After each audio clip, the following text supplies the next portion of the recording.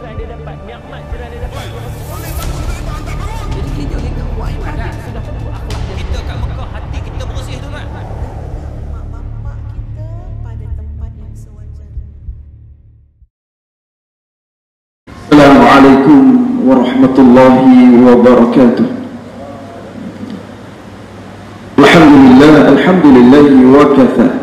Wassalatu wassalamu ala habibina al-Mustafa wa ala alihi wa sahbihi ahli sidqi wal wafa ma ba'd. Terima kasih kepada pengurusi majlis, para pengurusi seterusnya jawatan kuasa pengurusan surau An-Najah, muslimin muslimat yang mudah-mudahan didoakan diberikan perkenan hidayah wal hidayah wa taufiq oleh Allah Subhanahu wa taala, sehingga kan diundang langsung untuk menghiasi majlis-majlis yang turut bersama kita pada malam ini adalah para jemaah malaikatnya Allah yang merindukan suasana untuk mendoakan agar siapa yang hadir pada saat ini didoakan mudah-mudahan turunnya barakah rahmat di sini, dan kita doakan semoga tuan-tuan betah sehingga pada akhir bicara wara kita pada malam ini insya-Allah. Muslimin muslimat rahimani wa rahimakumullah. Ada satu yang menarik bila mana datangnya bulan Ogos ini, mau diletakkan satu batu aras bahwa diangkat ke permukaan satu semangat yang harus dijulang menjadi warga negara yang mencintai tanah air. Maka itulah yang barangkali akan kita cuba kupas untuk mendendangkan baik-baik semangat patriotisme, semangat yang harus ada bagi orang yang mengaku beriman kepada Allah. Bahagian daripadanya adalah mencintai tanah air.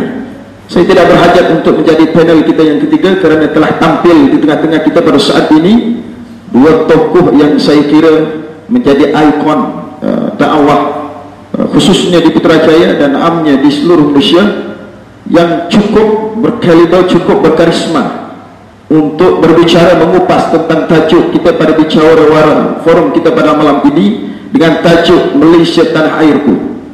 Berbicara tentang Malaysia Tanah Airku ini, setiap orang menyentuh. Kita boleh berbeza dari sudut politik dan sebagainya, tapi jangan sampai kita berpecah dalam wawasan kenegaraan. Itulah barangkali sebagai mukaddimah, dan saya langsung untuk memperkenalkan yang pada hakikatnya tidak perlu diperkenalkan lagi kerana panel kita yang pertama ini sudah tidak asing di sini.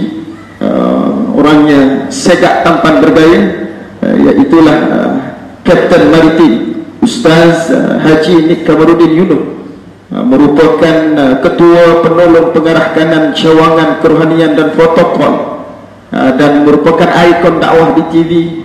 Kalau boleh saya sebutkan sedikit, beliaulah dalam bicara ilmu di TV Al-Hijrah sebumbung dengan saya. Beliau juga merupakan pengisi slot Tanyalah Ustaz dan sebagainya, menghiasi malam-malam dengan sebarang ilmu dan dakwah. Dan kita menumpan barakah dengan kehadiran Afadul Ustaz pada malam ini yang akan berbicara dengan kita tajuk yang akan kita kupas. Sebelum itu kita sapa Ustaz. Assalamualaikum Ustaz. Tak sebab gamek tu. Assalamualaikum. Sehat Ni kita nak santai ke skema sikit skema macam di TV pula Baik, seterusnya panel kita yang kedua, yang barangkali ini merupakan pertemuan saya dengan beliau. Orangnya juga tidak kalah tampannya, berbaju hijau lengkap dengan uniform, iaitulah Al-Fadhil Ustaz Kolonel Haji Zulkifli bin Mustafa, merupakan pengarah operasi Kagat. Dan saya yakin banyak wawasan keilmuan yang bakal disampaikan kepada kita hari ini. Mudah-mudahan kita akan mengutip sebanyak mungkin makalah ilmu untuk pergi kepada visi kita menjadi warga negara yang berdaulat insya-Allah. Langsung kepada topik perbincangan kita, saya ingin ajukan pertanyaan kepada Al-Fadhil Ustaz Nik untuk membuka lembaran bicara wara kita pada malam ini, menyentuh tentang kemerdekaan. Hari ini barangkali wajahnya berbeza dengan dulu.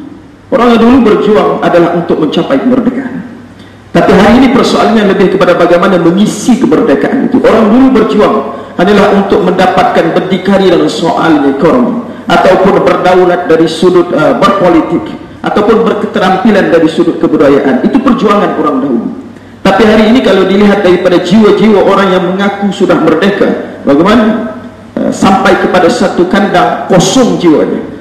Dan kalau boleh kita pergi kepada untuk mengajukan persoalan kepada Fadil Ustaz panel kita yang pertama, bagaimanakah kaedah terbaik kita menghargai kemerdekaan yang kita kecapi saat ini, dan bagaimana mengisi kemerdekaan yang kita kecapi pada saat ini. Silakan Ustaz untuk membuka lembaran forum kita pada malam ini.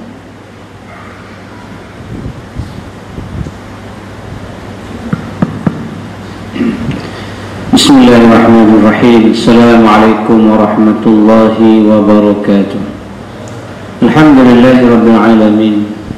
Wassalatu wassalamu ala asyrafil anbiya wal mursalin wa ala alihi wa sahbihi ajma'in. Qala subhanaka la ilma lana illa ma 'allamtana innaka antal alimul hakim. La hawla wa la quwwata illa billahil 'aliyyil 'azim. La hawla wa la quwwata illa billahil 'aliyyil 'azim. Thumma amma ba'd. Pengurusi acara Tak Rozi, sahabat panel pada malam ini Ustaz Zul, ini junior saya dalam kagat, tapi dia Fasli punya orang, dia kena sama level, sama kapten dalam maritim, sama dengan Colonel dalam tentera darat. Tahniah. Itulah yang pilihan Allah Subhanahu Wa Taala, dia dapat memerdekakan diri daripada kongkongan yang sempit. Kagak dia kecil, tapi alhamdulillah dengan dia di antara orang yang berada di luar negara paling banyak lah. Ada apa kes-kes yang melibatkan orang kata khusus luar negara, pengaman pun dia rezeki daripada malam ni, insya-Allah. Kami seangkatan, sebab saya dulu pun bukan askar, cuma tak sempat dengan zaman merdeka tak sempat zaman merdeka. Rozi pun muda lagi tak sempat. Malam ni bagi tanjak ni baru nampak merdeka bila dia pakai songkok lah, jadi tak bebas, tak rilis. Jadi malam ni kita rilis station, kita merdekakan diri dulu. Jadi untuk memerdekakan sebuah negeri atau sebuah negara telah selesai, dah habis dah merdeka dah. 66 tahun tahun ni, insya-Allah 66 tahun sambut merdeka. Cuma yang merdeka yang telah kita lalui sekarang ni, adakah kita isi dengan sebaik-baik pengisian sebagaimana yang dibuat oleh Nabi sallallahu alaihi wasallam? Kalau tidak, Nabi tidak akan berhijrah. Waktu bulan hijrah dah lepas. Sebenarnya bulan hijrah bukan lepas, bulan hijrah baru nak masuk. Kerana hijrah ini berlaku bulan Safar, bukan bulan Muharram baru ni. Ini bulan dia tak masuk ke Safar, 1 Safar 2-3 hari lagi.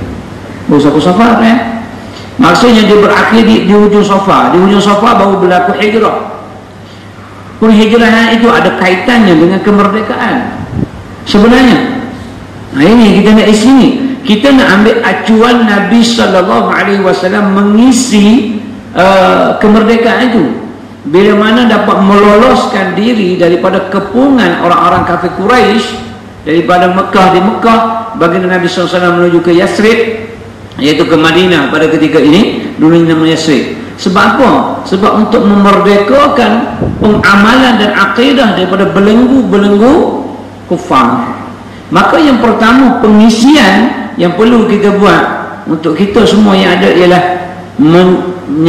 meletakkan dan meninggikan syariat Allah Subhanahu Wa Taala di muka bumi. Itu pengisian yang pertama semua orang. Sebab itu kita tengok untuk syarat-syarat kebanyakan daripada rukun-rukun Islam, rukun-rukun iman dan sebagainya, dia ada kaitan dengan lelaki merdeka. Dia kena lelaki merdeka. Kalau lelaki itu masih sahaya, lawan merdeka, maksudnya sahaya itu hamba. Seorang hamba dia tak boleh nak buat kerja dia dengan sebaik-baik kerana dia dimiliki oleh majikan. Kalau dia nak buat kerja, majikan kata berhenti, aku nak bersama dengan kau, maka dia kena berhenti kerja tu. Dia kena bersama dengan majikan, kerana seorang hamba layak untuk disetubuhi oleh majikan dia. Sebab itu nilai yang besar bagi mereka yang merdekakan hamba, fatahriru raqabah, sehingga dijadikan kafarah untuk suatu denda dalam Islam ialah memerdekakan hamba. Sebab hamba ni belenggu, terantai. Maka pengisian yang pertama dibuat ialah mengamalkan, meletakkan syariat itu sebagai dustur, sebagai perlembagaan. sebagai jalan hidup. Kerana Islam itu ialah way of life. Islam itu ialah cara kehidupan. Dan kita nak beramal tak boleh kalau kita tidak merdeka. Ini kita apa boleh bercakap, boleh buat forum, boleh buat macam, sebab kita merdeka. Kena renung balik, seandainya kita masih lagi dijajah, tak mungkin kita boleh duduk sebaris macam ni, tak mungkin. Sebab tu nilai kemerdekaan itu hendaklah diisi dengan sebaik-baik pengisian. Maka disebut oleh alim ulama ialah meletakkan syariat. Yang pertama, kita kata boleh ke masyarakat majmuk ni? Bagaimana berlaku kepada baginda Nabi sallallahu alaihi wasallam ketika berada di kota Madinah? Daripada Mekah pergi Madinah, bina masjid sebagai penyatuan orang Islam. Kemudian Nabi sallallahu alaihi wasallam buat piagam Madinah. Maka dalam piagam Madinah inilah ada 46 fasal, 47 fasal, 23 fasal berkaitan dengan orang Islam, 24 fasal berkaitan dengan Islam dan juga Yahudi. Bukankah majmuk? Yahudi lagi banyak, bangsa dia keturunan banyak, tapi disatukan.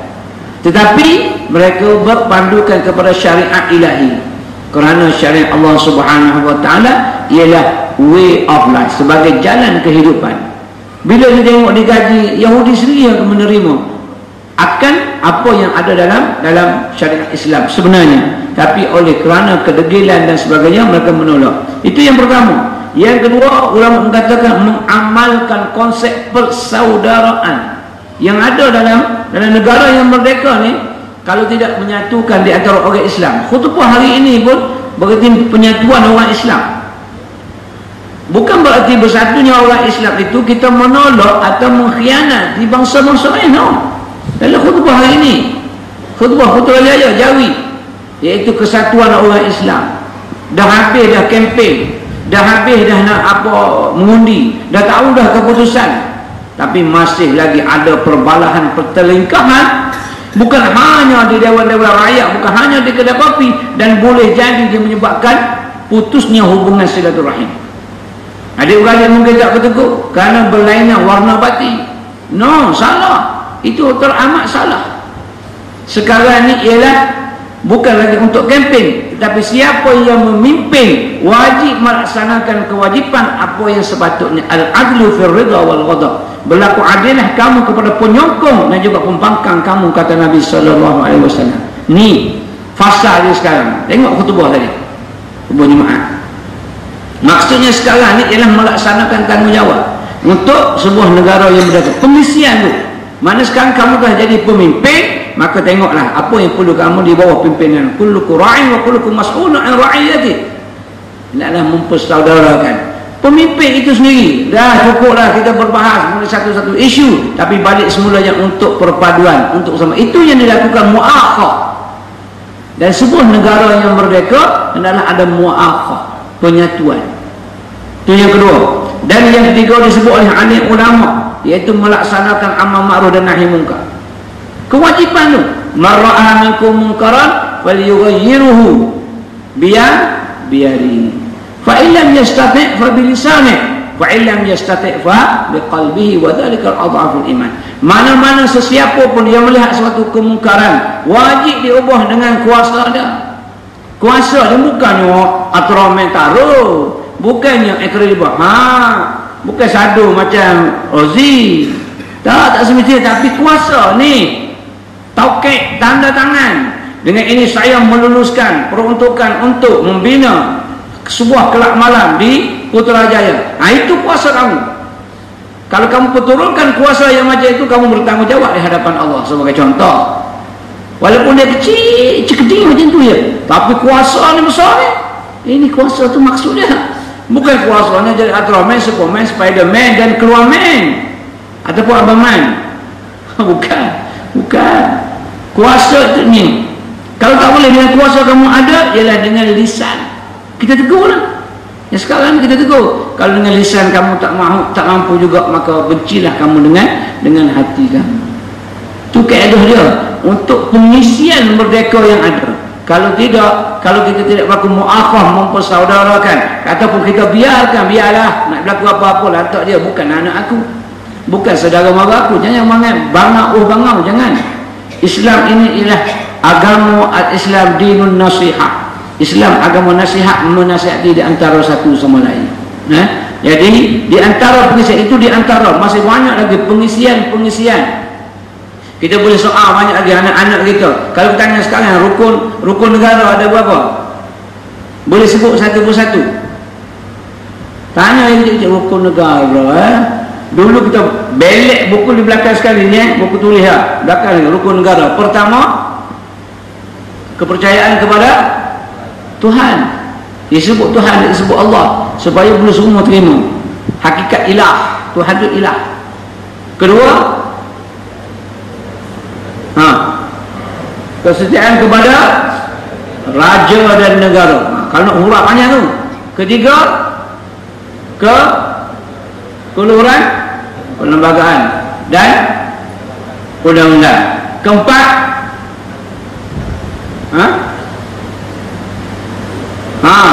kelima, ada 6. Tak ingat tak? Kesopanan dan gini dulu berikrar. Kami berikrar. Pertama, rukun negara. Pertama, kepercayaan kepada Tuhan, kesetiaan buah-buah dulu. Sekarang cuba tengok, masih ada ke masih tak ada?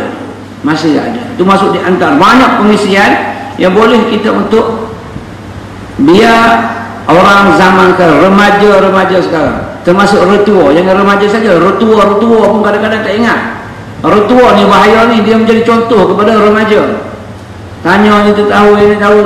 Lagu negaraku, kalau kita sekarang berdiri tegak lagu negaraku, sekarang tak ada lagu negaraku berdiri sampai korek hidung, ada tepuk amai-amai belalang kupu-kupu. Ni sebab apa? Sebab tak tahu, tidak respect. Itu di antara benda banyak lagi. Supaya nilai kemerdekaan kena kaji semula, tengok bagaimana orang-orang dulu untuk memperjuangkan kemerdekaan. Banyak, kalau saya nak hurai banyak. Jadi saya putih setakat tu untuk bahagian saya. Nanti Ustaz Zul akan hurai lagi bagaimana pejuang kemerdekaan, sama ada dia Muslim atau tidak Muslim, tapi untuk memerdekakan sebuah negara yang kita ada sekarang. Kita boleh beribadat dengan sebaik-baiknya, dengan senang, dengan tenang dan aman, angkara daripada ayahanda bonda kita dulu yang memperjuangkan untuk kemerdekaan. Jadi kekalkanlah kemerdekaan ini untuk kelangsungan ibadah kita kepada Allah Subhanahu wa taala. Wallahu Alhamdulillah, saya kira itu pembuka tirai yang cukup cantik daripada Afdal Ustaz ni.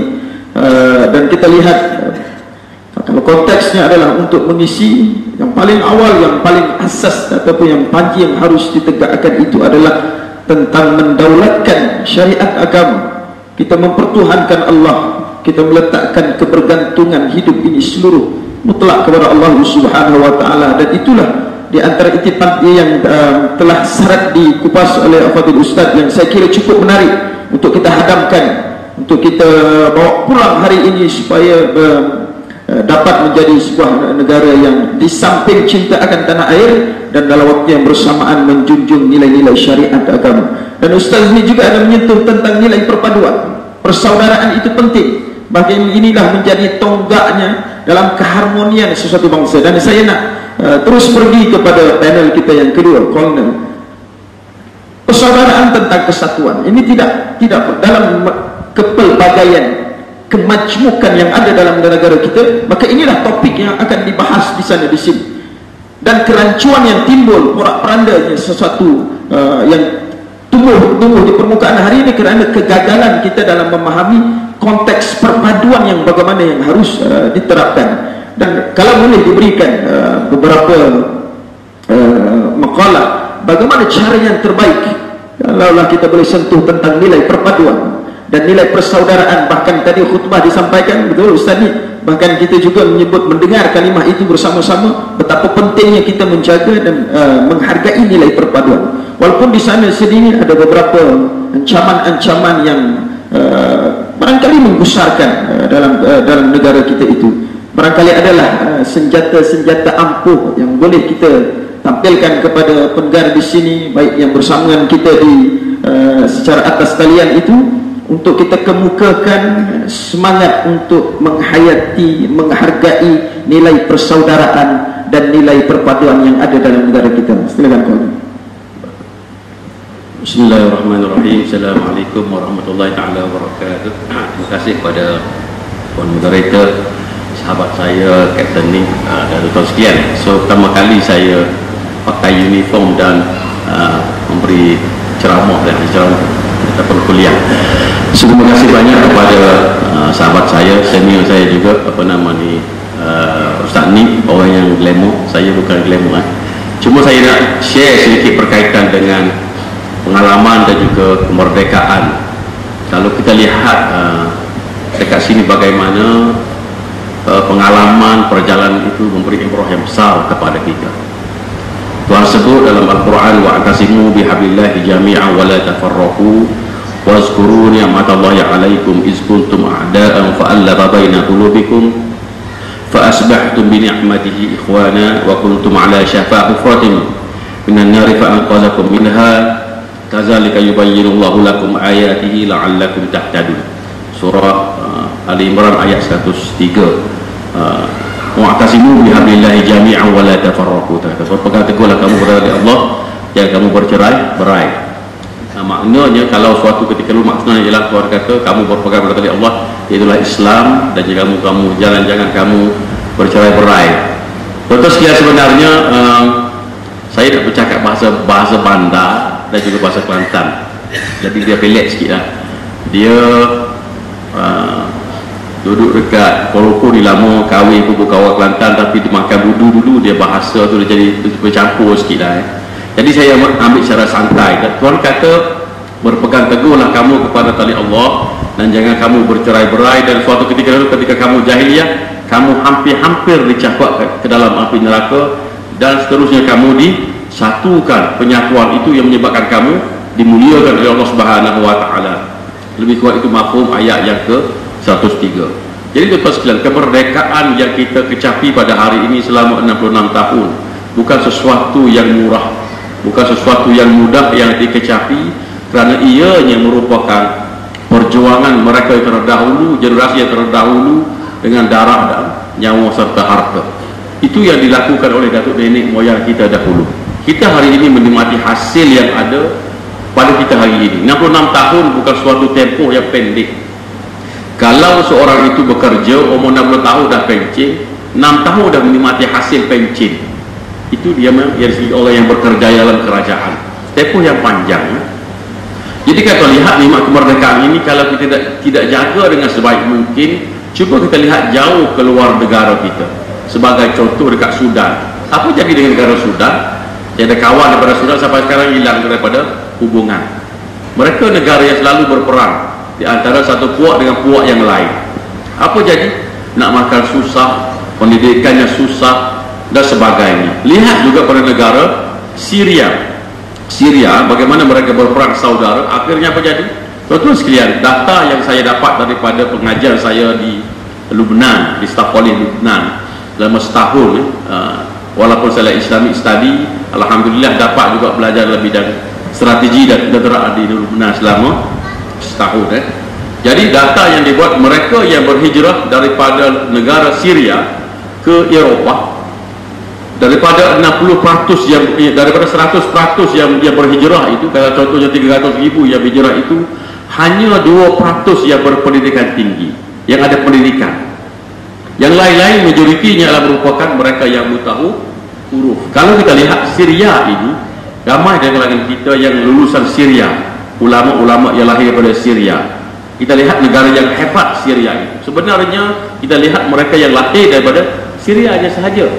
Sebenarnya mereka yang ada dekat Syria, yang lari ke negara Eropah, ke Jerman itu untuk mencari perlindungan, majoriti mereka adalah buta huruf. Kenapa tuan-tuan sekalian? Kenapa mereka buta huruf? Kerana mereka dalam keadaan yang tidak aman, sentiasa berperang di antara satu sama lain. Bila berperang apa jadi? Mereka menghabiskan masa, tenaga, uang negara untuk peralatan persenjataan, membunuh satu sama lain. Ada masa tak untuk mereka membina pendidikan dan pembangunan yang lain? Tak ada. Jadi nikmat kemerdekaan yang kita ada pada hari ini, kita isi dengan sebaik mungkin. Perbezaan, pertembungan yang berlaku di kalangan kita ini, tuan-tuan sekalian, sebenarnya boleh disatukan. Perbezaan pendapat, dia ada dua benda dalam kita menghayati negara ini. Dan juga pertemuan yang berlaku ini sekarang ini, sebagaimana contoh yang Ustaz ni kata tadi dalam khutbah hari ini, membicarakan tentang kebersamaan, perpaduan, kefahaman. Kenapa? Kerana itu merupakan bibit-bibit pertemuan yang akan memecah belahkan kita. Tuan-tuan sekalian, saya cakap dekat sini walaupun ada live kan, kita bersyukur berada di bumi Malaysia ini. Kerana apa? Kerana kita majoritinya pandangan akidah kita ahli sunnah wal jamaah itu yang telah diperuntukkan oleh perlembagaan dan diiktiraf oleh negara kita dan juga negeri-negeri yang lain, ahli sunnah wal jamaah. Cuba kita bayangkan kalau kita ini, negara kita ini, pegangan akidahnya berbeza. Ada yang berpegang kepada ahli sunnah wal jamaah, ada yang berpegang kepada Syiah, ada yang berpegang pada pandangan-pandangan yang lain. Apa jadi? Saudara bayangkan, cuba renung sekejap, apa jadi? Kita bertembung politik sudah mencukupi, sudah membebankan kita, sudah memeritkan kita tempoh beberapa hari yang lepas. Kita tengok dalam TikTok, dalam YouTube, berbagai serangan-serangan media sosial antara satu puak dengan puak yang lain, satu parti dengan parti yang lain. Itu mereka yang sama-sama berpegangan ahli sunnah wal jamaah. Cuba bayangkan, ala puak A ini adalah mereka yang Syiah sebagai contoh, puak B merupakan puak yang Sunni sebagai contoh. Apa jadi? Mereka akan berperang dan akan menghalalkan darah. Walaupun pernah ada kita ini sebagai ahli sunnah wal jamaah, sehingga ada juga zaman-zaman yang terdahulunya berbagai pandangan yang dikeluarkan. Cuba bayangkan. Jadi itulah yang perlu kita hayati. Ada pertemuan dan ada persamaan. Dalam menghayati, dalam kita mendepani pertemuan ini, idea ini, ada dua benda, iaitulah ta'ayush dan juga tasam. Ta'ayush yang pertama apa dia? Ta'ayush inilah kita menerima pandangan sahabat kita, orang lain. Mungkin saya ini berbeza pendapat dengan ustaz ni. Manusia yang tuan-tuan sekalian, Nabi sebut, saya baca tak ikut sikuan, Nabi sebut, Nabi pernah berdoa kepada umat ini tiga benda. Yang pertama, Nabi berdoa supaya umat ini tidak dikenakan kecelakaan ataupun bala yang mereka ini ditimpakan dengan bala kecelakaan atau dengan kelaparan, dengan kebuluran, bala kebuluran. Itu hadis riwayat Muslim ya, maksudnya literal maknanya begitu. Yang kedua, Nabi berdoa adalah umatnya ini tidak ditimpakan, yang tidak ditenggelami oleh banjir yang besar, tidak ditenggelam sebagaimana umat Nabi Nuh, kebuluran sebagaimana umat Nabi Musa yang ada 7 tahun yang kelaparan itu. Allah subhanahu wa ta'ala terima doa Nabi. Tapi yang ketiga, yang Nabi berdoa supaya umat dia ini tidak berlaku perselisihan. Tapi Nabi tidak menerima doa Nabi itu. Berlaku perselisihan, pertemuan di kalangan kita itu lumrah. Sebagai contoh, saya dengan isteri saya pun yang hidup 24 tahun sebagai contoh, berbeza. Saya mungkin suka budu, dia tak suka. Mungkin saya suka makan cincaluk, dia makan tempoyak. Mungkin suka makan ikan pati, suka makan ikan ayo, singgah sebagai contoh. Itu bini kita yang hidup dah berpuluh tahun. Betul, dalam surau ini pun sekali berbeza pandangan, tetapi tidak sampai berlakunya pertemuan. Jadi ta'ayush ini ialah kita bersama, pendapat sahabat kita terima dan kita amalkan. Pendapat yang baik sebagai contoh, dia kata pendapat yang baik yang kita terima dan kita amalkan dia, kita boleh mengiyakannya. Tetapi ada tasamuh, inilah pendapat itu kita yakin jelas bahawa saja pendapat yang sebelah satu tidak betul dan menyalahi peraturan yang ada, hukum yang ada, tetapi kita boleh menerimanya. Kerana apa? Kerana kita melihat pada ia yang tidak boleh membawa ke mudaratan. Sebagai contoh, orang yang bukan Islam dalam negara kita ini pelbagai, kita ada Cina, India, Melayu kan. Mereka ini hidup sebangsa, senegara dengan kita, serumpun dengan kita. Kita boleh menerima mereka selagi mana mereka tidak memudaratkan kita. Itu nama dia tasam, menerima pandangan orang lain walaupun pandangan itu tidak sama dengan kita. Itu tugas sekali kita lihat. Jadi apa yang ada dalam kemerdekaan ini, yang pertamanya ialah kemerdekaan ini tidak datang dengan mudah. Kita kena lihat bahawa saja pembinaan merdeka ini, generasi terdahulu sudah membina negara kita. Generasi kita ini untuk apa? Kita bina generasi muda untuk merdayakan. Sebagaimana Nabi sebut, Tuhan sebut, kalau kamu nak mati, kamu kena wasiatkan kepada anak-anak kamu untuk apa? Supaya mereka ini tidak berlaku pergaduhan, pertemuan dalam menguruskan hak. Apatah lagi negara yang kita ada pada hari ini, generasi tua ini perlu meninggalkan negara dengan yang baik kepada mereka. Kalau tidak, apa jadi? Tinggalkan negara kita dalam keadaan yang penuh huru-hara. Apa jadi pada anak-anak kita? Merempat mereka. Tinggalkan anak kita dengan pendidikan yang kosong. Tuan-tuan sekalian, satu cerita saya baca semalam, saya dengar semalam.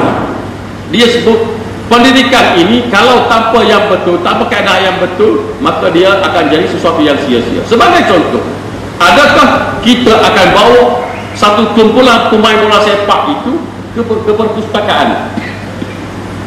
Pergi tak? Pemain bola sepak profesional itu sebagai Ronaldo, Messi, dia pergi pustaka tak? Tak, dia pergi kepada padang bola, dia berlatih. Dia berlatih train, mana kita kena ngajar begitu.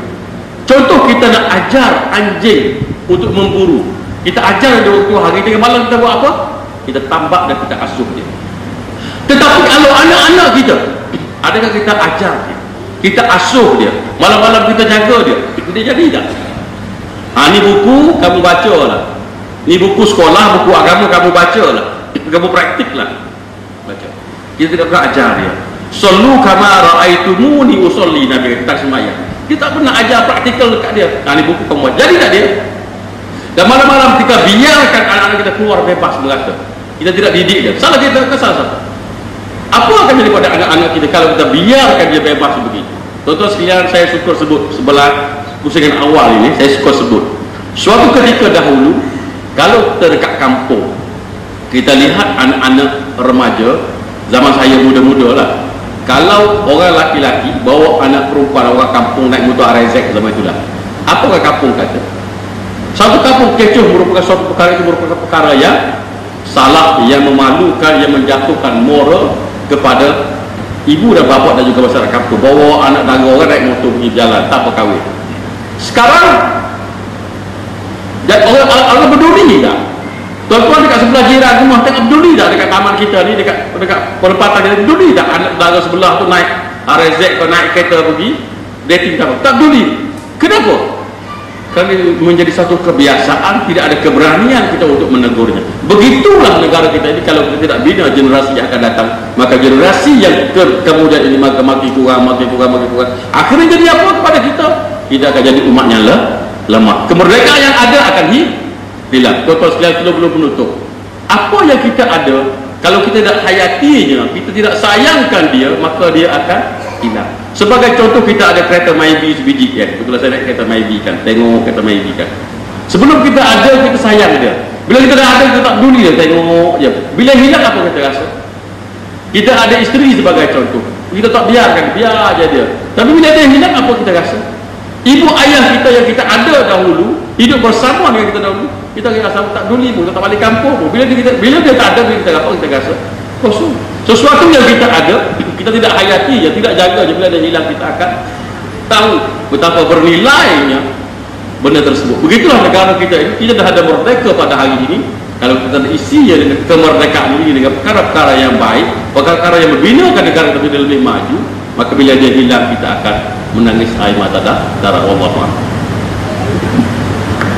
Alhamdulillah, cukup cantik dan berisi antara kupasan tentang bagaimana nilai persaudaraan dan nilai kesatuan itu harus diwujudkan, dan disebut di antara yang adalah dalamnya adalah tentang ilmu itu yang akan menjunjung syariat, dan dikupas dengan begitu menarik daripada Fadil Qaulna tadi.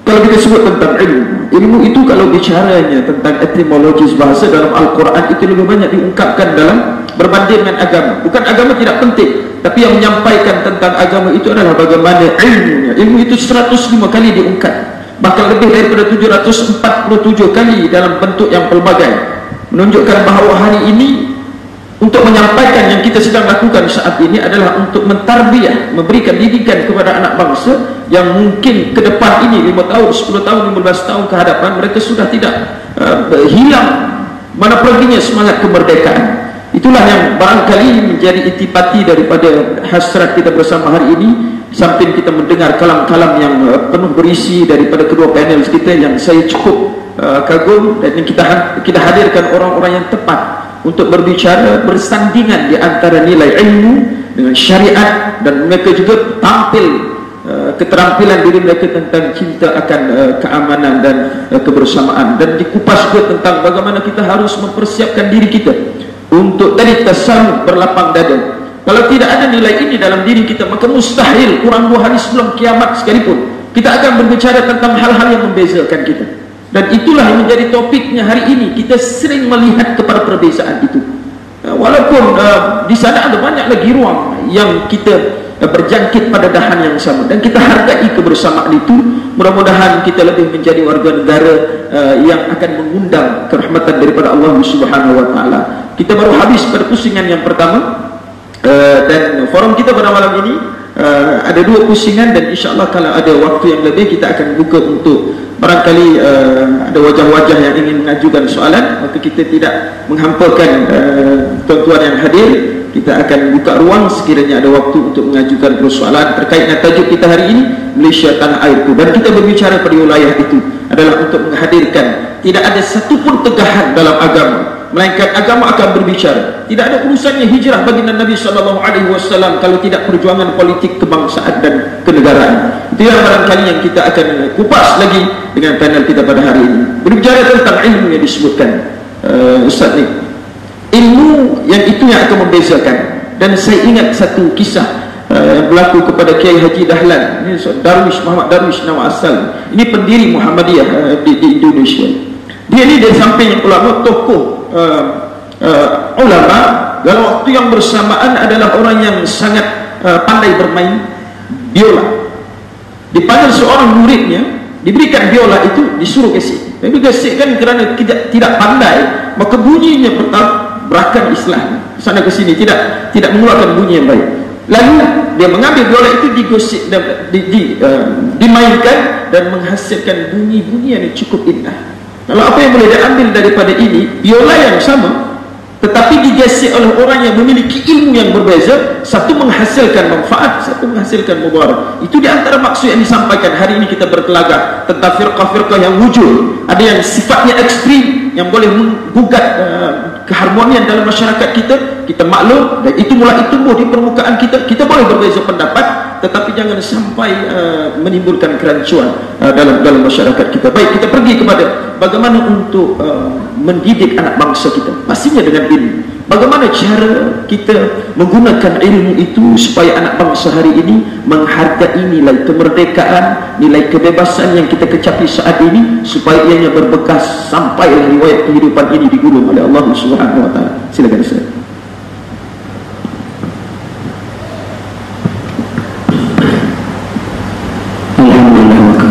Mudah-mudahan kita semua dalam i'tikaf ini kita merenung balik. Saya tertarik yang ujung yang Ustaz Zul sebut tadi, berkaitan benda yang kita dah ada kita lupa untuk memanfaatkan. Umpama selipar kita pakai datang ke masjid hari Jumaat, kita rasa selipar itu tak ada mahal sangat. Tapi apabila selipar kita hilang ataupun dicuri orang, kita pun jalan kaki 500 meter hari Jumaat, jalan tar yang panas, apa kita rasa? Kita rasa, kalau tak dapat 2 bulan selipar 1 belah pun cukup dah. Boleh aku jinjin sampai kat kereta aku, taklah panas telapak kaki aku. Begitu juga negara yang kita ada sekarang, aman. Kita boleh bangkit malam, anak tengok anak pergi sekolah, tengok orang pun pergi kerja, kita pun kerja dan sebagainya, balik keadaan aman, boleh tidur, boleh bersembang, boleh mengetes, semuanya kita boleh dalam sebuah negara yang merdeka. Cuba kita tengok, tak payah pergi jauh nak renung pada zaman Jepun, zaman British, zaman Belanda dan sebagainya. Kita tengok kepada 19 Mac 2019, selama 2 tahun lockdown. Apa tuan-tuan rasa? Apa yang kita rasa selama 2 tahun? Tak boleh keluar nak pergi sembahyang berjemaah, tak boleh keluar nak beli kehidupan apa-apa pun tak ada, macam tak ada kehidupan. Yang mana suasana ini telah dirasai oleh ibu ayah bonda kita zaman penjajahan dahulu. Zaman penjajah dahulu tak boleh nak keluar sembahyang berjemaah, sembahyang di rumah sahaja. Sehingga kalau keluar masa zaman dia panggil apa? Curfew, darurat. Sepupu kepada bonda, sepupu dia keluar nak pergi cari bidan kerana isterinya bersalin. Keluar, dia bagi tahu tak boleh keluar. Dah keluar, dia bagi isyarat lampu dah tetap juga di tembok, pang depan rumah, dan hujan. Sebuah negeri yang tak merdeka, negara yang belum merdeka pada ketika itu. Mati seorang suami depan rumah, isteri tengah nak bersalin, maka kisah-kisah begini kita kena bawa sebenarnya. Ini semangat untuk orang muda. Kalau orang tua kita duduk dalam keadaan dorora, tersempit, kehidupannya susah, ibadahnya susah kerana dijajah, bayangkan kalau andainya kita sekarang berpecah belah, tak bersatu dengan Islam, maka suatu hari nanti kita akan jadi pelarian dalam negara sendiri. Mungkin kemerdekaan tahun 67 kita tak akan dapat sama-sama untuk meraihkan dia. Kemungkinan tidak. Kalau satu melepah, menyesal aku, Allah uji. Sedikit saja Allah uji. Allah uji dengan apa? Calon-calon yang dalam parti A, aku tak suka lah calon ni, aku terpaksa pergi ke sebelah. Walaupun aku ada hati yang tak rela, tapi aku pergi ke sebelah. Jatuh sini lembu tak sembelih, sana babi yang disembelih. Bahasa kasar dia. Apa beza ustaz? Dia tanya kita. Seekor lembu yang tidak disembelih dijadikan makanan dengan seekor babi yang disembelih. Tak boleh jawab. Dua-dua jadi haram.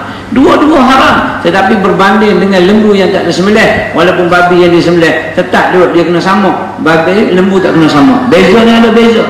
Mana kasarnya bahasa perumpamaan orang. Tapi kita nak katakan apa? Supaya kita walaupun nak berbalah macam mana sekalipun, balik semula back to track, iaitu kembali kepada fa in tanaza'tum fi syai'in farudduhu ila Allah wa Rasul. Balik semula kepada Al-Quran dan juga hadis Nabi sallallahu alaihi wasallam. Yang menjadi porak-poranda kerana tak nak balik semula kepada formula asal. Balik semula, kita buat roti canai, buat kek tak jadi sebab tengok-tengok kek jadi lempeng, apa nak buat akak dia jadi buah baulu, maka balik semula back to track. Apa yang tak kena? Di mana salah dia? Kenapa orang yang buat jadi, aku buat tak jadi? Mesti tak kena. Bukan something wrong, so many wrong pada apa yang kau buat. Begitu juga dengan pentadbiran. Dia tengok porak-poranda, tak betul semua kali, balik semula kepada induk dia, manual asal Al-Quran dan juga hadis Nabi sallallahu alaihi wasallam. Kena ajar ni anak-anak muda, generasi baru dan sebagainya. Bawa yang tadi saya bawakan dengan rukun negara. Begitu juga dengan lagu perkasa. Walaupun lagu-lagu negaraku dengan lagu-lagu yang patriotik. Sekarang yang patriotik orang tak apa nak dengar. Sebab lagu-lagu buat zaman dulu-dulu, buat zaman sekarang dah jadi rap dan sebagainya. Saya kalau kata rap di patriotik tu bukan masalah rap. Kita ingat lagu zaman-zaman Sudirman kan? Lagu apa? Sudirman?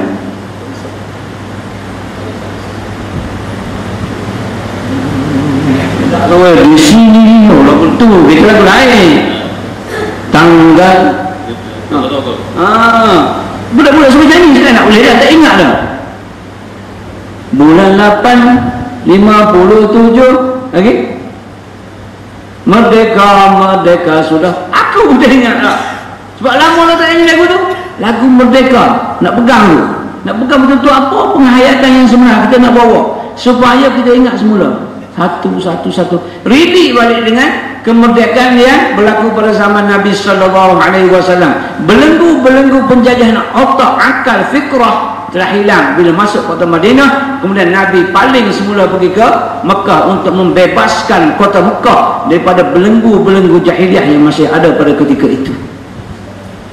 Kenapa boleh bersatu? Kenapa Islam boleh melalui 3/4 dunia pada ketika itu?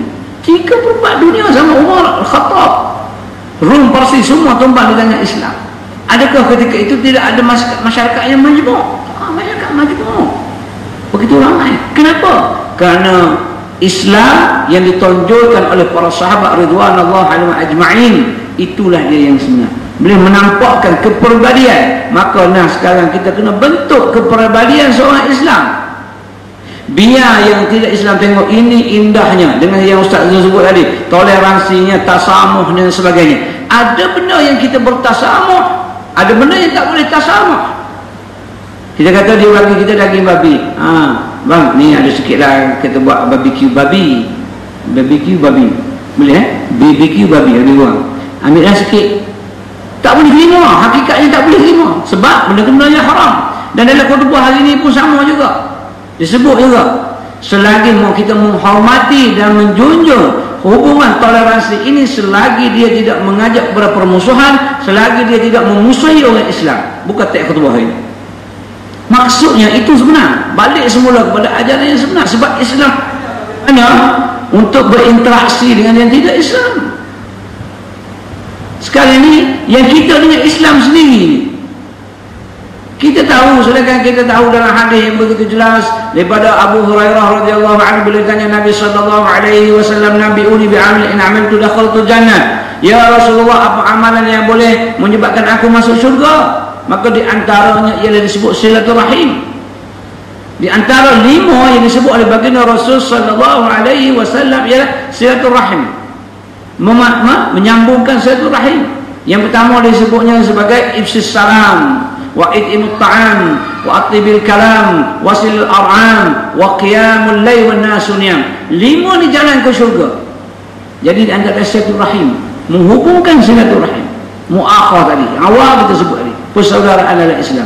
Maka kita kena bina, kena bentuk generasi-generasi yang ada sekarang, mengenangkan kembali sejarah-sejarah perjuangan, bagaimana Tok Janggut, bagaimana Mak Kilau, bagaimana Rentak, bagaimana banyak lagi tokoh-tokoh yang memperjuangkan kemerdekaan untuk mengekalkan. Kalau kita tak boleh nak menjadi garam yang boleh memasin dan menghilangkan kebusukan, jangan jadi langau yang menyebabkan kerosakan. Kalau kamu tak boleh nak menghoda kapal, tak pandai nak bawa kapal, tapi jangan kamu korek papan-papan kapal itu untuk ditenggelamkan. Mana kita sebagai anggota masyarakat yang ada dalam sebuah negara merdeka boleh kekal kemudian aku tak mampu, tapi jangan kau rosakkan sebuah negara kerana perbuatan-perbuatan yang negatif. Sebaliknya ialah lakukan segala yang positif untuk kebaikan negara kita. Iaitu generasi kena terap satu persatu. Sebab itu dalam pembentukan sebuah negara yang merdeka, yang penuh dengan rahmat kasih sayang Allah Subhanahu wa taala, sudah pasti keilmu yang disebut oleh Ustaz Razli tadi, iaitu ilmu yang untuk mencorokkan kehidupan kita yang supaya terarah. Macam mana ilmu dia? Ilmu untuk mempertahankan negara, kena ada ilmu. Alaikum bil ilm, wajib kata kamu ada ilmu. Kalau kamu nak dunia, alaikum bil ilmi. Wa man arada al akhirah fa alaihi bil ilmi, wa man aradahuma fa alaihi bil ilmi. Mun nak dunia, kena ada ilmu. Mun nak perampok supaya tak ditangkap oleh polis, kena ada ilmu. Ni tak ada merampok kena tangkap dah. Tak ada nak merampok, baru nak buka kedai, baru nak pergi kupir besi, polis pun tangkap. Mu tak pandai, buat pukul 12 tengah hari, bodoh. Buat tengah malam, pagi-pagi masa polis lepas ronda baru pergi. Itulah pilihan ustaz. Kena ada ilmu. Kalau mu nak akhirat, kena ada ilmu. Nak dunia dan akhirat, kena ada ilmu. Jadi nak mempertahankan, kena ada ilmu. Anak generasi kena ada ilmu. Ilmu untuk mempertahankan, kekuatan dia kena ada. Tak boleh luaran saja tak mampu kalau tidak ada dalaman. Dalam ni yang akan bawa luaran. Kita tengok orang tu kecil je, tapi dia berani, dia cakap memang berani, petah dia cakap berani dia kerana kebenaran, walaupun dia kecil, sebab jiwa dia besar. Ada yang badan besar tapi jiwanya kecil, lalu ke tepi kubur pun, hantu tubuh, gajah serenda tengok, tapi lalu kubur, presiden 20, takutlah. Sebab apa? Sebab hati dalammu, hati dalam. Begitu juga jiwa kita nak mempertahankan hubbul watan tadi, kerana daripada dalam jiwa. Jiwa ni nak kena bina ni. Aku kalau negara aku dijajah semula, dikuasai oleh orang kafir, bagaimana aku nak sembahyang? Aku disekat untuk sembahyang. Jiwa kena kuat, kena kental. Aku tak boleh, aku mesti cari jalan supaya semuanya bersatu di atas dasar keimanan kepada Allah Subhanahu wa taala. Betul tak? Kalau aku macam ni, ini jadi dia. Jiwa dalam itu. Sebab itu Nabi SAW bila dia balik daripada satu peperangan, dia kata raja'na min jihadil asghar ila jihadil akbar. Sahabat kata, ya Rasulullah, baru balik daripada perang besar, tiba-tiba kata jihadul asghar. Ya, ada jihad yang lebih besar, kata Nabi SAW. Jihad apa? Jihadun nafsi, jihad melawan hawa nafsi. Seorang itu tak boleh lagi perang, tak boleh pergi perang kalau hati jiwa dia kecil. Jiwa dia kecil, tak akan bagi perang. dalam kata kalau pergi perang tak ada apa-apa. Ni tak payah pergi perang ni. Kalau mati saja je tak payah pergi. Biarlah orang lain pergi perang. Tengok. Nafsu tu, kekuatan dalaman dia akan membuat. Tak, aku nak pergi perang jihad fisabilillah. Kalau aku mati sekalipun syurga lah tempat aku. Kita lawan dengan nafsu. Lepas tu jihad yang besar. Sebelum datang ke sini, ibu-ibu ayah-ayah sebelum datang ke surah An-Najah pada malam ni, ada jihad yang besar. Perlawanan dengan nafsu. Kata Allah, ustaz ni tak biasa tengok dah. Lebih kurang tu lah. Ada kecek Kelantan, dia panggil pula geng dia juga, kecek Kelantan juga, Mak Razi pun Kelantan juga. Bukan Kelantan juga, muka bukan macam Kelantan, macam belah luar. Konsep Kelantan belakang itu macam duduk forum kat Kota Baru. Nafsu kata, aku nak dengar, aku nak pergi kata. Biasa dia pakai serban, malam ni dia pakai baju. Maknanya mari nak tengok baju je lah. Contoh dia nafsu tu. Kena pula orang baru nikah pula. Nikah dah lagi. Hampir-hampir nikah. Kena orang baru nikah pula Allah lagi. Allah, ayah janganlah pergi. Pergilah ayah rangka. Ayah nak ayah rangka. Habis. Bokok sokok, bokok baju tinggal. Pergi beli ayam raka pesi dua. Bini dia makan ayam raka. Tak lawan hawa nafsu. Raka punya bahasa. Padahal boleh dia lawan. Okey, ayam raka boleh celup tepung. Tak apa. Lepas kuliah nanti, lepas borong, kita pergi beli kata kebab. Raka kata kebab celup tepung. Hal besar lagi. Sebab apa? Nafsu ni. Itulah cari ilmu untuk menentang hawa nafsu yang dia kata tak apalah. Merdeka ke tak merdeka sama je. Itu kena ada ilmu, kena ada prinsip tu, kena ada supaya kita boleh mengekalkan kemerdekaan yang ada. Kita tengok bagaimana susahnya saya sebut Covid tadi. Nak ibadat jemaah 4 orang, naik 12 orang, naik 40 orang, 2 tahun lamanya kita tak boleh bergerak. Saya frontliner, tak Zul frontliner. Ya frontliner sudah. Lalulah saya balik ke Kelantan pada musim 2 kali saya balik. Atas jalan tu 6 jam perjalanan, 2 biji kereta je jumpa. Semua kereta yang berdu kiri kanan kita lalu. 4 link tu kita belakang. Sana. Bebas sungguh. Kita je. Tapi orang lain semua duduk lagu. Rasa sendiri bagaimana kalau kita tidak merdeka. Tak boleh nak kekalkan kemerdekaan. Tak boleh ke mana-mana makan dicatu dan sebagainya. Saya jumpa orang kaya jutawan tapi tak boleh nak keluar. Duit dia seolah-olah tak laku. Telefon, WhatsApp, kebetulan kenal. Ustaz kat mana Ustaz? Boleh tak Ustaz hantar beras kat saya Ustaz? Habis.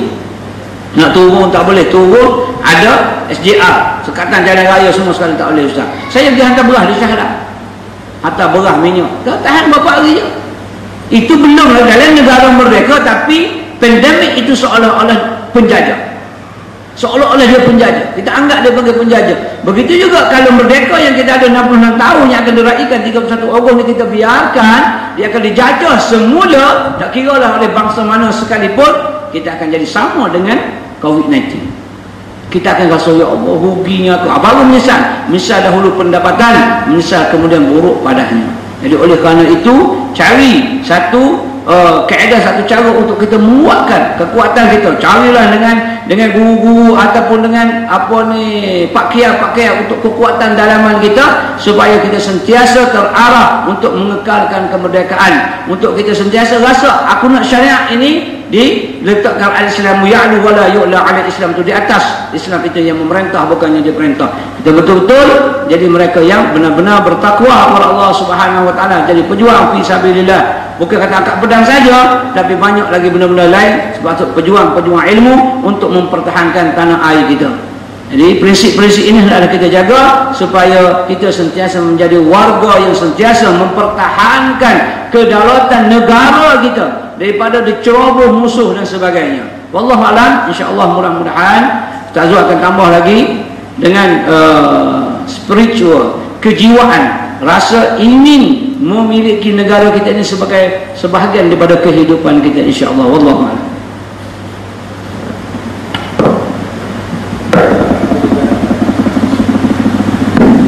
Alhamdulillah, sebab kita tak nampak mana orang Kelantan ni, dari kita kecek Kelantan lah. Kalau kena letak botol bodu sikit sini kot, orang nampak Kelantan ni, kita jaga kecek Kelantan sini boleh sangat bukan dia tunduk juga.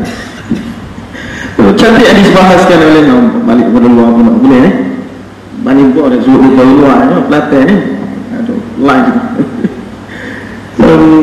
banyak perkara disebutkan di antaranya ada man arada dunya fa'ala bidal ilmi wa man arada al-akhirah fa'ala bidal ilmi wa man aradahuma fa'ala bidal ilmi. Itu kalam daripada al-Imam Muhammad bin Idris Asy-Syafi'i, imam mazhab kita secara fikih. Nakkan dunia, maka topiknya adalah ilmu.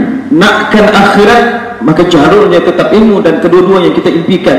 Kita tidak ingin terlepas pada mana-mana bahagian. Juzuk dunia kita rangkul sebaik mungkin, dan insyaAllah pada akhirat kita akan genggam mendapatkan maghfirah dan ampunan ridwannya Allah untuk kita menghuni syurganya Allah yang tempatnya abadan-abadan.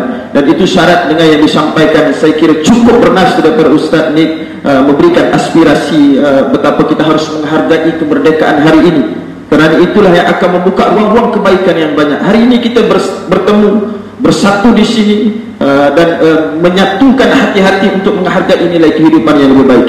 Baik, barangkali ini adalah lembaran yang terakhir kepada Al-Fadhil Ustaz Kolonel Zulkifli untuk mengupas tentang perbezaan itu akan terus wujud, Ustaz. Bagaimanapun kita cuba menafikan, perbezaan itu akan tetap wujud. Tentang urusan akidah di sana ada perbezaan, apatah lagi pada furu'iyah di sana memang kita tidak akan mampu untuk nafikan perbezaan itu. Tetapi yang lebih penting adalah tentang ilmu untuk meraihkan perbezaan ini, yang kadang-kadang kedangkalan itu makin berpenyakit dalam masyarakat kita. Kita barangkali kurang diberikan ilmu untuk bagaimana adab dan akhlak perbezaan itu. Dan kalau boleh Ustaz, bagaimana kita sebagai warga negara yang merdeka dengan serapan ilmu-ilmu dan kalam-kalam ulama yang ditinggalkan kepada kita, wawasan daripada ajaran sejak daripada baginda Nabi Muhammad sallallahu alaihi wasallam sampailah para sahabat, tabi'in, ittaba'ut tabi'in, sampai kepada ulama yang meneruskan legasi perjuangan dari salah dakwah daripada Rasulullah sallallahu alaihi wasallam. Dan pada sepanjang perjalanan itu akan tetap ada perbezaannya, dan kita sebagai warga negara yang merdeka dalam kepelbagaian yang ada hari ini, bagaimana untuk menyingkapi dan menangani perbezaan itu supaya kita boleh bertemu pada titik yang boleh menyatukan kita. Silakan Ustaz. Terima kasih. Memang kita ini berbeza di antara satu sama lain. Ada orang Cina, ada orang India, tetapi ada suatu titik persamaan yang kita harus ada. Saya melihat kepada dua bendera kecil yang ada depan saya ini, nampaknya kalau kita lihat, apa perasaan tuan-tuan pada bendera itu? Kita tengok bendera ini kan, apa perasaan kita? Adakah terlebih perasaan kita ini satu kebanggaan kepada bendera ini? Kalau saya pernah 3 kali bertugas dan belajar dekat luar negeri. Yang pertama saya belajar dekat Lebanon, itu 2 kali saya pergi sebagai bekerja dengan PBB, United Nations, tahun 2011, dan saya belajar di Lebanon pada tahun 2018. Saya berkhidmat di Pakistan tahun 2005-2006 waktu gempa bumi, dan saya pergi berkursus di US, National Defense University dekat US, dekat sana berkaitan dengan Arab Region Security. Saya nak ceritakan yang tentang bila kita berada di negara orang lain, berada di negara kelompok negara-negara yang lain. Dekat Pakistan kita bercampur dengan tentera Jepun, China, Korea dan sebagainya, Australia waktu gempa bumi di tahun 2005-2006. Di Lebanon sewaktu PBB itu ada Itali, ada Perancis, ada Switzerland, ada negara-negara Indonesia dan sebagainya. Sama dengan belajar, sama juga kat kursus kat luar negeri, kita amat merasai kebanggaan kita yang teramat sangat kepada bendera kita.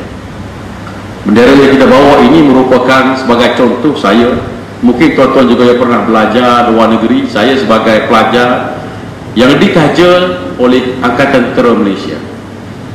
Saya seorang-seorangnya, satu-satunya pelajar Malaysia dan Melayu yang berkursus dalam kursus tersebut.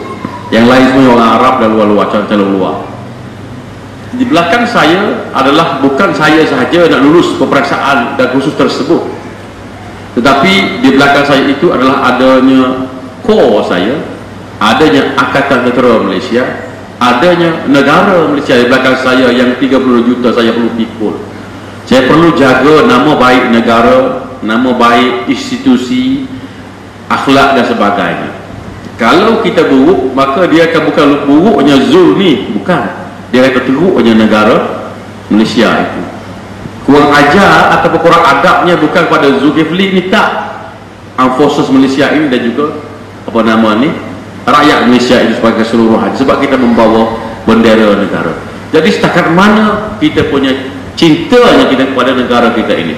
Persatuan ini tuan-tuan sekalian ialah dengan kita taat, patuh dan cintakan kepada bendera yang kita sanjungi ini. Tuan-tuan sekalian, manifestasi kepada bendera ini Nabi Muhammad SAW disebut dulu sewaktu kalau dalam pasukan tentera, namanya ialah satu bendera yang dianugerahkan oleh Tuanku yang di-Pertuan Agong, namanya panji-panji.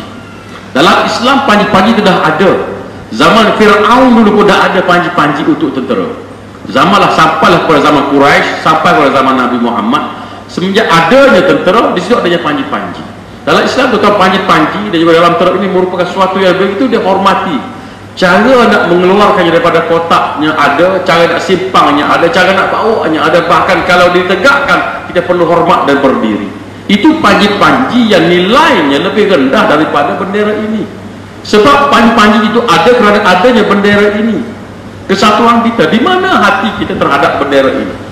Kalau kita jatuhnya biarkan begitu, tak peduli, bermakna kita tidak peduli tentang apa yang kita ada. Tuan-tuan sekalian, seorang sahabat Nabi ketika berlakunya peperangan Uhud, namun dia Mus'ab bin Umair.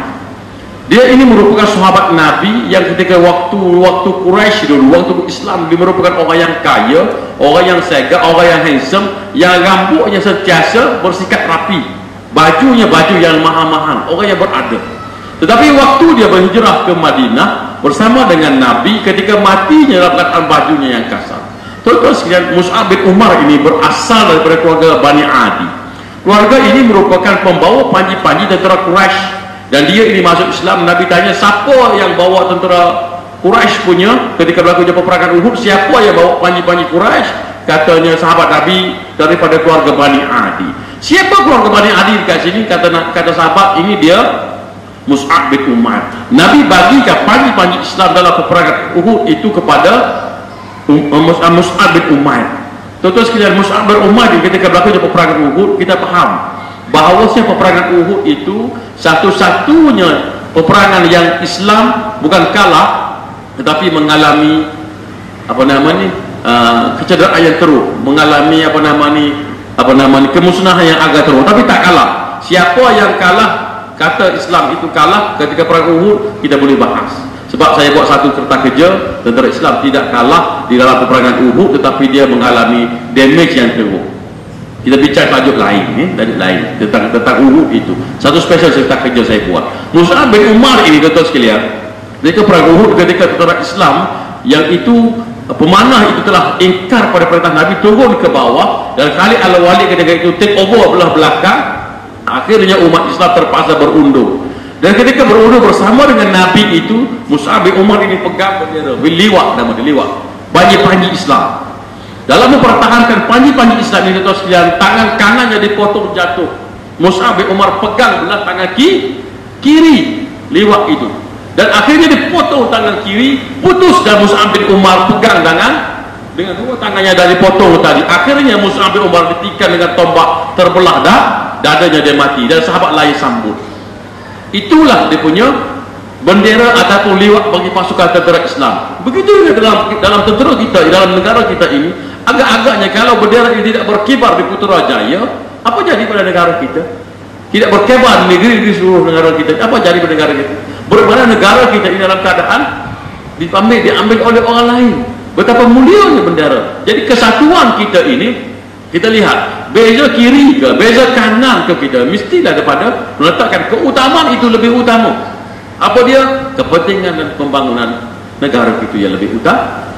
Bezalah apa benda pandangan sekalipun, Islam itu diutamakan, kita dipandukan, Islam itu yang diutamakan. Mesti ada 5-6-1. Apa dia 5? Mestilah rukun Islam. Rukun 6 apa dia? Rukun iman. 1 ialah ihsan. Itu mesti ada 5-6-1, itu perlu ada dalam hati kita.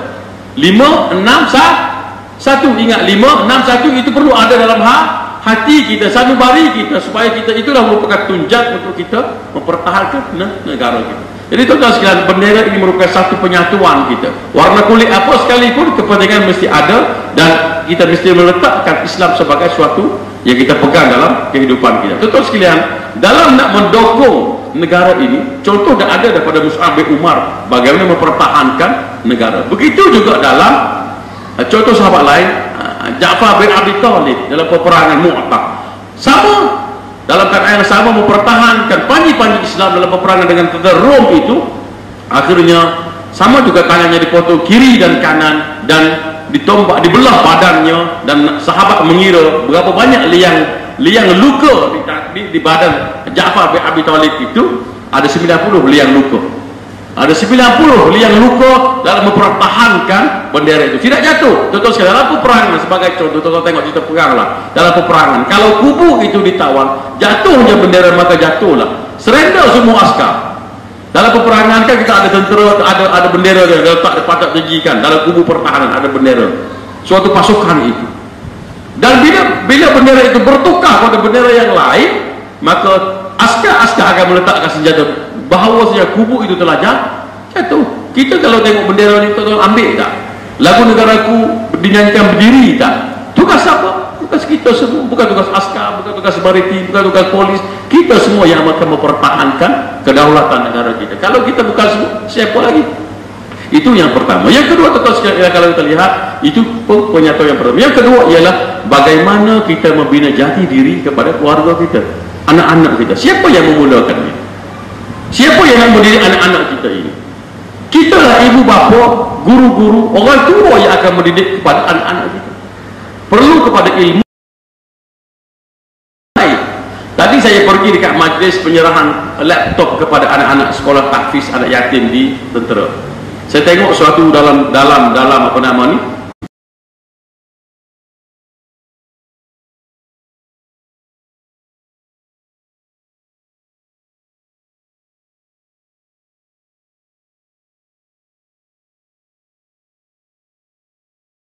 sebenarnya kepelbagaian binatang. Kita belajar sekolah rendah dulu kepelbagaian binatang. Tetapi kenapa istilah itu digunakan kepada anak-anak?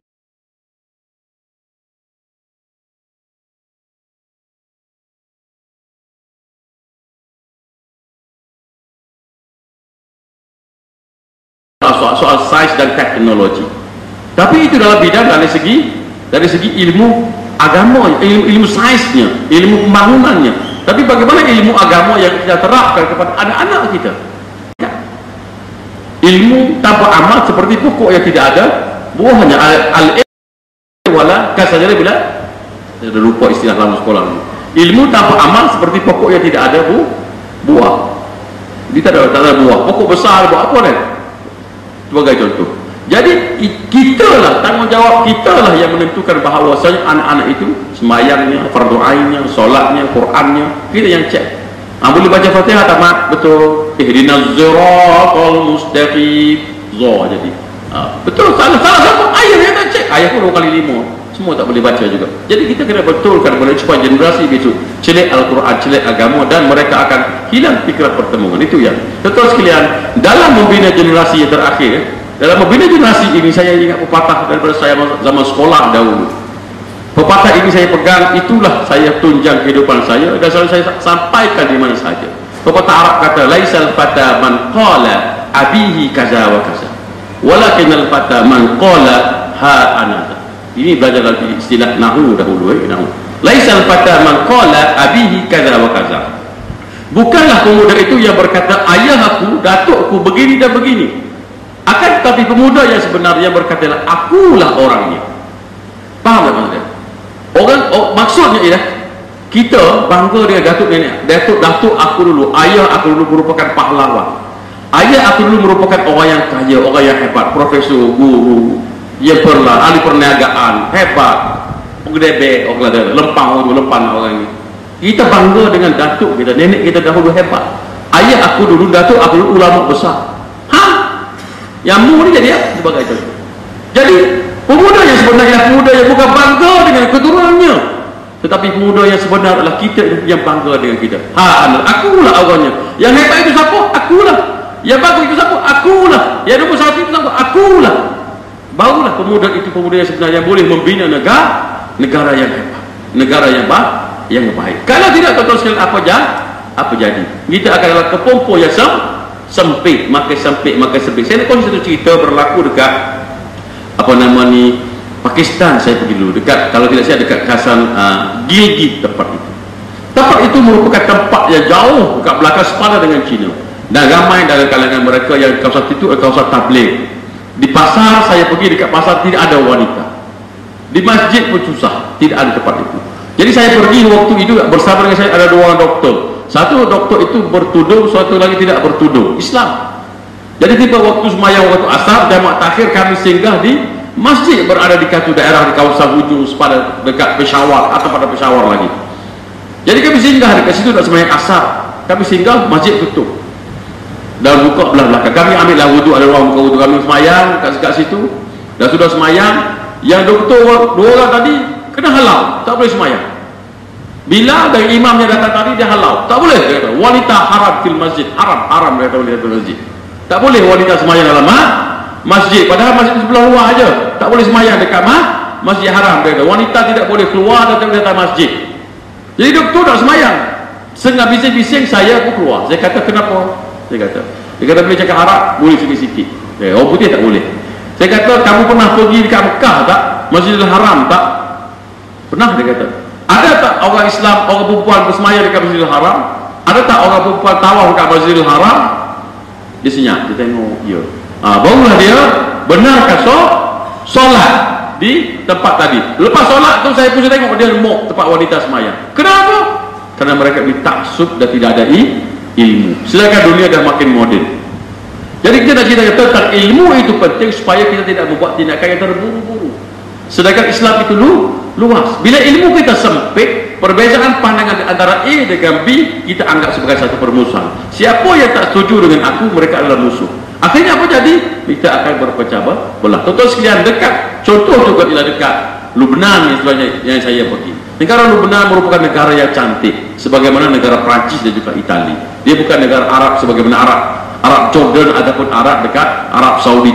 Dia merupakan negara Mediterranean, cantik, banyak kesan-kesan sejarah dekat sana. Kalau nak compare kesan sejarah terdahulu, umat-umat tamadun terdahulu dekat Lubnan lebih banyak daripada Itali, lebih banyak daripada Greece. Sebab itu merupakan kesan tamadun awal manusia sekitar itulah Lubnan ini cantik. Tetapi kenapa mereka lemah? Kenapa mereka susah sehingga negara jatuh bankrupt?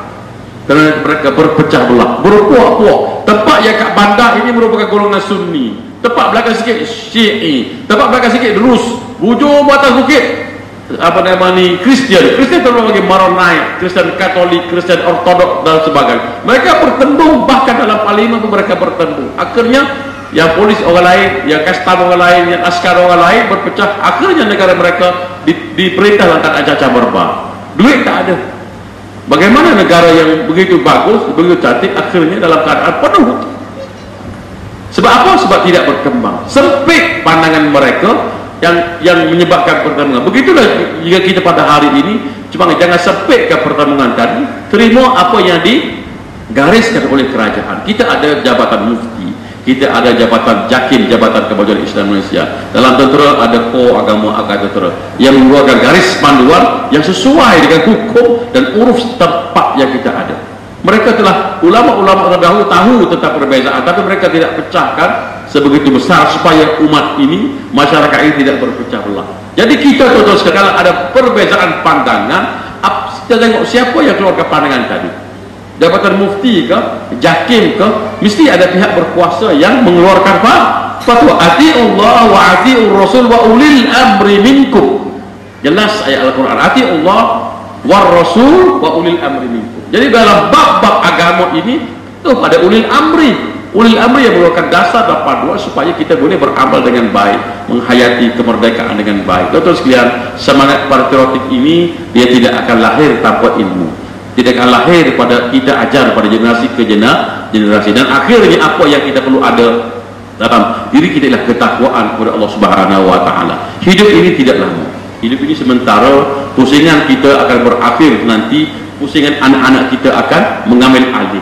Jadi apa tugas kita adalah melatih mereka, melahirkan mereka generasi yang bertakwa, lahirkan mereka dengan generasi yang bagus, dan mereka akan jadi orang yang bagus. Negara kita ini seumpama mahlika yang penuh dengan harta intan belian dan sebagainya, mahlika yang penuh dengan kekayaan, mesti dipagar dengan baik, mesti dijaga dengan baik. Tuan rumah tadi mesti dalam keadaan sentiasa yang bersatu hati. Kalau dalam tuan rumah tadi bini bergaduh dengan suami, harta banyak mana sekalipun dia akan membuka ruang untuk orang ambil kekayaan tadi. Begitulah negara kita ini, negara yang cukup bertuah. Segala-galanya adalah negara kita ini. Tuan sekalian, ambillah dan hayatilah pengorbanan orang yang terdahulu, dan hargailah apa yang kita ada, dan nikmatilah kemerdekaan ini dengan kita dan juga generasi yang akan datang. Wallahu a'lam.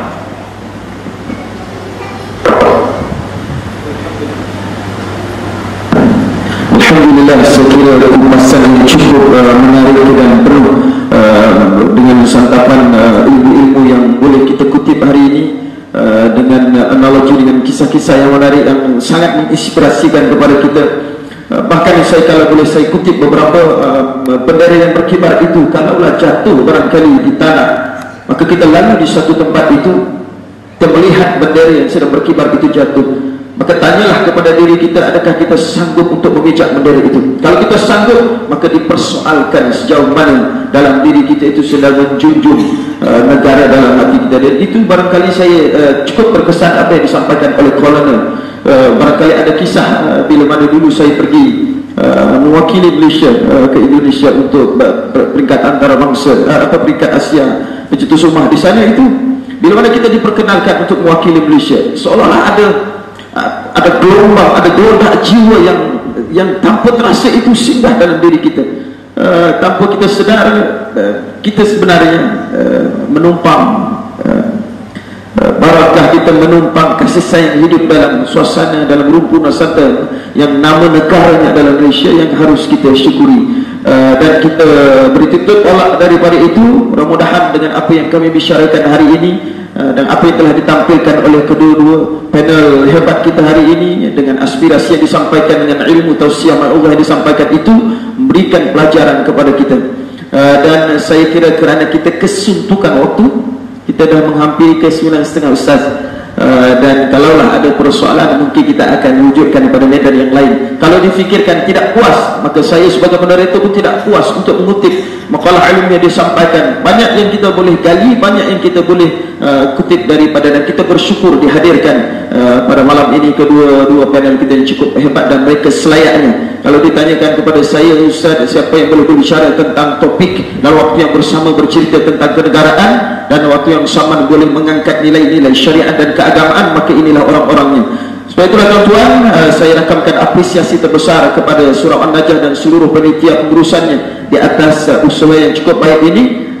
Kita menyusun forum kemerdekaan hari ini atas tajuk Malaysia Tanah Airku. Atas semangat itulah mudah-mudahan kita bawa pulang hari ini, pulang ke rumah tangga kita, pulang ke bersama-sama dengan orang yang kita kasih sayangi. Serapkan, tanamkan kepada mereka akan bagaimana tanah air kita 5 tahun, 10 tahun, 15 tahun, 20 tahun ke depan, maka mereka lah jawapannya, kita lah jawapannya. Jangan pernah kita jadikan perbezaan itu sebagai asbab untuk kita bersengketa. Sudah-sudahlah dalam hidup ini, kerana ada hal-hal yang lebih penting yang harus kita fikirkan. Dan mudah-mudahan dengan ilmu, dengan kefahaman, dengan keimanan, ketakwaan kepada Allah, seperti yang disebutkan oleh Fadil Ustaz ni dan Kolonel Zul tadi, bahawa kita singgah sebentar di atas muka bumi ini, kelak kita akan dipanggil pulang oleh Allah. Disitulah akan terukur keberhasilan kita hidup. Dan mudah-mudahan dengan iman dan takwa yang menjadi satu daripada semangat perjuangan orang dulu, daripada zaman Nabi SAW sampailah kepada kita, perjuangan nenek moyang kita hari dulu, yang harus kita rasakan pada saat ini adalah untuk kekal merdeka, untuk terus taat kepada Allah Subhanahu wa taala. Apresiasi juga kepada kedua panel kita, Al-Fadhil Ustaz Nid dan juga Fadil Ustaz Kolonel Zulkifli, atas kesudian untuk menyampaikan ilmu kepada kita, berkongsi aspirasi. Dan insya-Allah saya doakan mudah-mudahan ada kesempatan waktu yang lain untuk kita berbicara lagi, untuk kita berkongsi pandangan dan ilmu-ilmu, supaya kita terus menyuburkan ilmu di bumi An-Najah ini, dan di Putrajaya khususnya, dan di bumi Malaysia amnya. InsyaAllah, alhamdulillah. Terima kasih banyak-banyak. Dan insyaAllah kita akan tutup, kita berikan kepada Ustaz untuk memimpin bacaan doa. Mudah-mudahan insyaAllah. Silakan.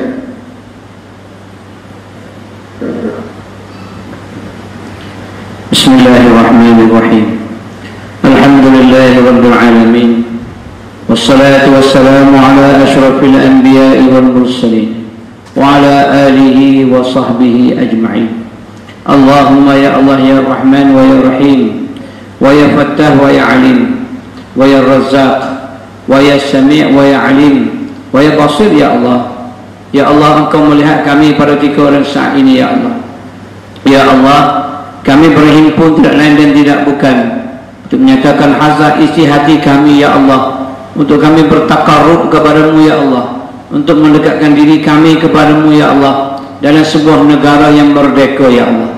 Ya Allah, kami ucap syukur puji padamu ya Allah, kerana kamu telah membenar izin kepada kami untuk sama-sama berada di sini pada ketika dan saat ini ya Allah. Dalam keadaan aman damai ya Allah, kami dapat tunduk bersujud padamu ya Allah. Anak-anak syurga kami juga dapat tunduk bersujud padamu ya Allah, kerana kemerdekaan yang kami capai hasil titik peluh darah titisan pahlawan-pahlawan sebelum ya Allah. Ya Allah, kami mohon ya Allah bersaksikan kalimah suci la ilaha illallah Muhammadur Rasulullah. Ya Allah, kami akan pertahankan keagungan agamamu ini ya Allah, sehingga ketitisan darah-darah terakhir kami ya Allah, sebagaimana pejuang-pejuang Islam sebelum ini ya Allah, pejuang-pejuang kemerdekaan di Malaysia ya Allah, di mana sahaja ya Allah para sahabat ridwanullah alaihim ajma'in juga mempertahankan kedaulatan agama dengan darah-darah mereka ya Allah. Ya Allah, kami terima agama Islam ini bukan dengan mudah ya Allah, bahkan dengan titisan darah ya Allah, titisan darah kekasihmu Nabi kami Muhammad sallallahu alaihi wasallam ya Allah. Walaupun bapaknya bukan dalam peperangan, tapi semangat jihad yang dibawa oleh Nabi sallallahu alaihi wasallam yang dipeturunkan kepada sahabat ridwanullah alaihim ajmain ya Allah, sehingga syahidnya di Badar, sehingga gugur syahid di Uhud dan beberapa peperangan yang lain ya Allah. Tidak ya Allah, kami tidak akan biarkan ya Allah yang putih bersih ini lenjung ya Allah, bermandikan darah sekalipun kami sanggup ya Allah, demi mempertahankan kedaulatan agama kami yang maha suci ini ya Allah, demi mempertahankan negara kami ya Allah. Ya Allah ya Arhamar Rahimin, biarlah para malaikat-malaikatmu di langit pada ketika ini mendengar dan mengaminkan doa-doa kami ya Allah. Kami mohon restu perkenanmu ya Allah. Engkau satukanlah hati-hati kami ya Allah. Janganlah biarkan ya Allah berpanjangan akan perselisihan, perselisihan paham di antara pemimpin-pemimpin kami ya Allah. Sebaliknya ya Allah, perselisihan paham mereka ya Allah untuk mencari titik kesatuan di antara kami ya Allah. Ya Allah, satukanlah hati-hati kami ya Allah, sebagaimana bersatunya Muhajirin dan Ansar ya Allah, sebagaimana bersatunya Aus dan Khazraj ya Allah, sebagaimana bersatunya pimpinan-pimpinan zaman-zaman Nabi sallallahu alaihi wasallam, zaman para sahabat ridwanullah alaihim ajma'in, tabi'in wa tabi'in tabi'ihim ya Allah ya Arhamar Rahimin. Ya Allah, ya Allah, ya Qahhar wa ya Jabbar wa ya Muntakim ya Allah. Allahumma ya munzilal kitab wa ya mujriyas sahab wa ya hazimal ahzab ihzimhum wansurna alaihim ajma'in. Duhai Allah yang menjalankan awan dan menurunkan hujan ya Allah, duhai Allah yang menurunkan kitab Al-Quran, kitab-kitab samawi yang lain ya Allah, bersaksikan penurunan ini ya Allah. Engkau hancur leburkanlah musuh-musuh yang ingin menghancurkan agamamu ya Allah, hinakanlah mereka yang menghina agamamu ya Allah, porak-porandalah kesatuan mereka ya Allah, satukanlah kami ya Allah, berikanlah kepada mereka yang ingin membantu agamamu kemenangan dunia dan akhirat ya Arhamar Rahimin. Rabbana 'alaika tawakkalna wa ilaika anabna wa ilaikal masir. Rabbana atina fid dunya hasanah wa fil akhirati hasanatan wa qina azaban nar. Wa sallallahu ala sayyidina Muhammadin wa ala alihi wa sahbihi wa sallam. Walhamdulillahi rabbil alamin. Amin ya rabbal alamin. Mudah-mudahan dengan bacaan kalam-kalam doa yang menggetarkan jiwa itu tadi memberikan salam kebaikan untuk semua, dan mudah-mudahan kita akan terus bersatu untuk mempertuhankan Allah Subhanahu wa taala, menjaga nilai-nilai kerukunan dan keharmonian, berpegang duduk di bawah bumbung yang sama, berpijak di bumi yang sama, bernaung di bawah langit yang sama. Mudah-mudahan dengan bulan-bulan kemerdekaan yang sedang kita lewati saat ini, memberikan isyarat untuk kita terus memperteguh semangat kebersamaan kita, dan mudah-mudahan itu akan memberikan kebaikan hidup di dunia, dan insyaAllah mudah-mudahan kebaikan itu akan menghantarkan kebaikan hidup di akhirat nanti insyaAllah. Kami mohon maaf di atas kalau adanya kekurangan, kalau ada kekhilafan, kalau ada ketelanjuran kata dan nuansa bahasa yang barangkali kurang berkenan di hati tuan-tuan, dan mudah-mudahan itu akan menjadi saham bersama kita di akhirat nanti insyaAllah. Terima kasih kepada semua. Saya akhiri dengan wabillahi taufiq wal hidayah. Wassalamualaikum warahmatullahi wabarakatuh.